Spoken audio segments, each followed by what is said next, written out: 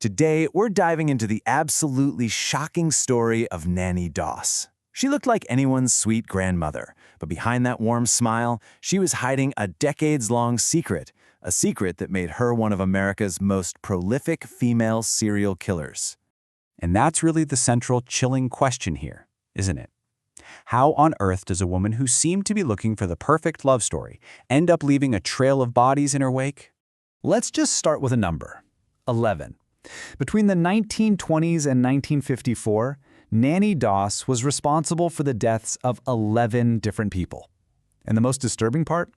They were all members of her own family.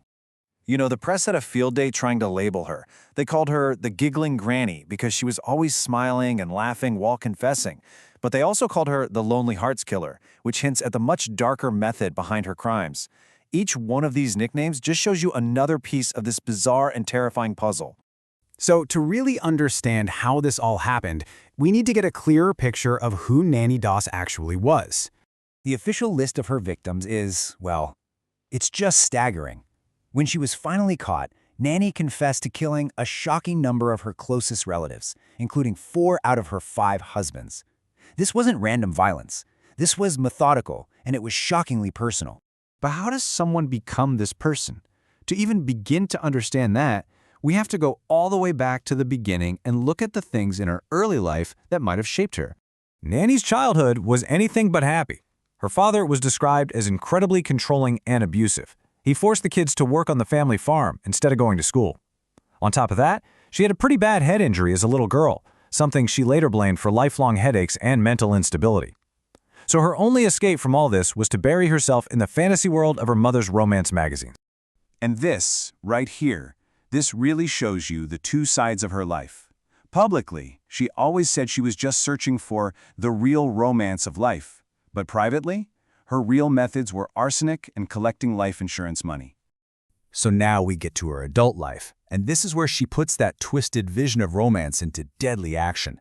She became a lonely hearts killer, using personal ads in newspapers to find a constant supply of husbands who had no idea what they were getting into. Looking at this timeline is just bone-chilling. You can see a clear and terrifying pattern emerge. It starts way back in 1927 with 2 of her own daughters. Then things are quiet for a while, but in 1945, her grandson and her second husband die just months apart. But look at the early 50s. The pace just explodes, with 3 more relatives dying in just over a year. It all finally comes crashing down in 1954. Her first husband, Charlie Braggs, actually survived. Their marriage ended in divorce. He didn't end up one of her victims, but he later told people he left her because he was genuinely, deeply frightened of her. That says a lot, doesn't it? Especially knowing what came next. And yep, here's where the financial motive really starts to show up. After her young grandson Robert died under very mysterious circumstances while she was taking care of him, Nannie collected a $500 life insurance policy, a policy she'd taken out on him just 2 months before. The official cause of death at the time? Asphyxia from unknown causes. But after getting away with murder for decades, Nannie finally slipped up. It was with her 5th and final husband. And this is the story of how the Giggling Granny's reign of terror finally came to an end. So husband number 5, Samuel Doss, was a bit different. He was a religious man, a minister in fact, and he really didn't like the romance stories that Nannie was completely obsessed with. And you know what? That disapproval seems to have sealed his fate. He got sick, went to the hospital, came home, and died just a few days later. Her last murder was her last mistake.